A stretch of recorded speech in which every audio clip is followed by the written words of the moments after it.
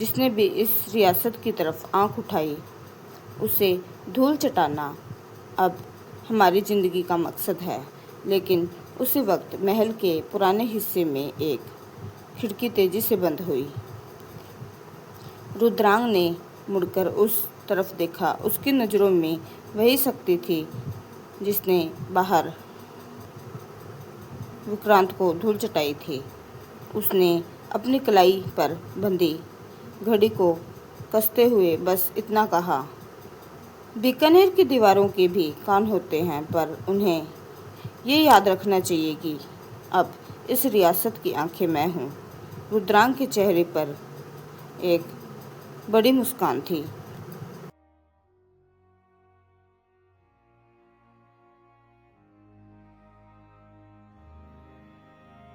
शिवेन एक सख्त सा लड़का एपिसोड 19। नमस्ते दोस्तों, मैं हूं आपकी दोस्त और इस कहानी की लेखिका आरजे पूनम। पिछले एपिसोड में आपने सुना कि 20 साल के लंबे इंतजार के बाद रुद्रांग अब बीकानेर की नई ढाल बनकर उभरा है। रानी पायल का शासन और शिवेन का साम्राज्य अब एक ऐसे वारिस के हाथ में है जिसकी आंखों में अंगारे और दिमाग में लोहे जैसी कड़वाहट है। चलिए सुनते हैं आज का एपिसोड। बीकानेर की कचहरी के बाहर आज भारी भीड़ जमा थी। शहर के सबसे रसूखदार बिल्डर विक्रांत खन्ना ने उस जमीन पर कब्जा करने की कोशिश की थी जिससे रानी पायल ने मैनेजर की याद में अनाथालय और अस्पताल के लिए दान किया था।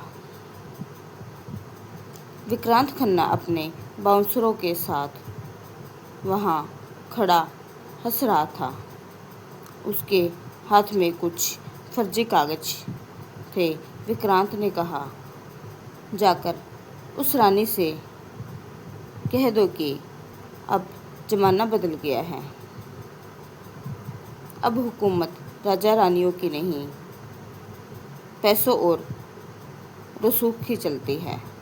तभी दूर से धूल का एक गुबार उठा। एक काली चमकती एसयूवी तेज रफ्तार से आई और बाहर निकला रुद्रांग। सफ़ेद शर्ट के ऊपर हाथ में लपेटा हुआ काला कोट, आंखों पर चश्मा और चेहरे पर वही खामोश पत्थर जैसी शक्ति जो कभी शिवेन की पहचान हुआ करती थी। रुद्रांग को देखते ही वहां मौजूद भीड़ में सन्नाटा छा गया। रुद्रांग धीमी पर कड़क आवाज में कहता है, विक्रांत खन्ना, इस मिट्टी पर पैर रखने की हिम्मत तो जुटा ली, पर यहाँ से सलामत वापस जाने का इंतजाम किया है? विक्रांत घबराते हुए पर अकड़ दिखाते हुए कहता है, देख छोटे, ये कानूनी कागज है। इस जमीन पर अब मेरा हक है। रुद्रांग एक कदम आगे बढ़ा। उसकी परछाई विक्रांत पर भारी पड़ रही थी। उसने विक्रांत के हाथ से कागज छीने और बिना देखे उन्हें बीच में से फाड़ दिया। रुद्रांग ने कहा, ये कागज शहर की कचहरी में चलते होंगे, पर बीकानेर की सीमा के अंदर सिर्फ मेरी माँ पायल यानी रानी पायल का हुक्म चलता है और उन्होंने तय किया है कि यहाँ अस्पताल बनेगा तो मतलब बनेगा।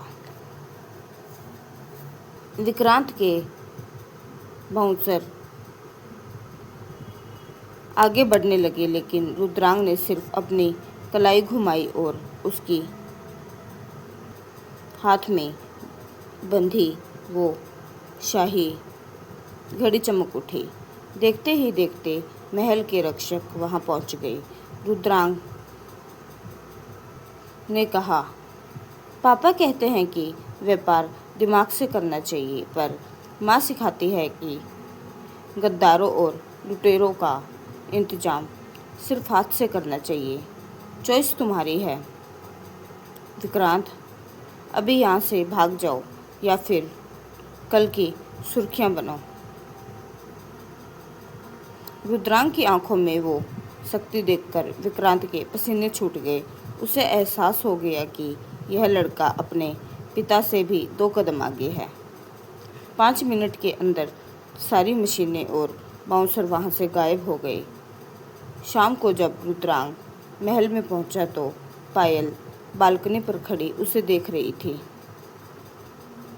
पायल ने कहा, आज आपने मैनेजर का मान रख लिया। रुद्रांग ने कहा, माँ, ये तो सिर्फ शुरुआत है। जिसने भी इस रियासत की तरफ आंख उठाई उसे धूल चटाना अब हमारी ज़िंदगी का मकसद है।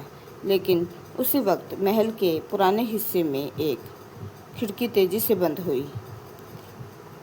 रुद्रांग ने मुड़कर उस तरफ देखा। उसकी नज़रों में वही शक्ति थी जिसने बाहर विक्रांत को धूल चटाई थी। उसने अपनी कलाई पर बंधी घड़ी को कसते हुए बस इतना कहा, बीकानेर की दीवारों के भी कान होते हैं, पर उन्हें ये याद रखना चाहिए कि अब इस रियासत की आंखें मैं हूँ।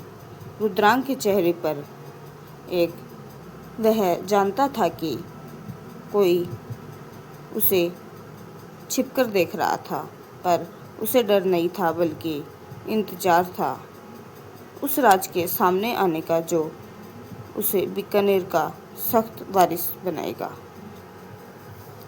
आखिर कौन था वो? शायरी। विरासत से मिला जो रुतबा, उसे और ऊंचा नाम दूंगा।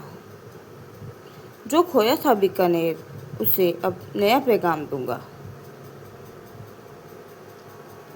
अभी तो सिर्फ दहलीज पर रखा है कदम मैंने पूनम।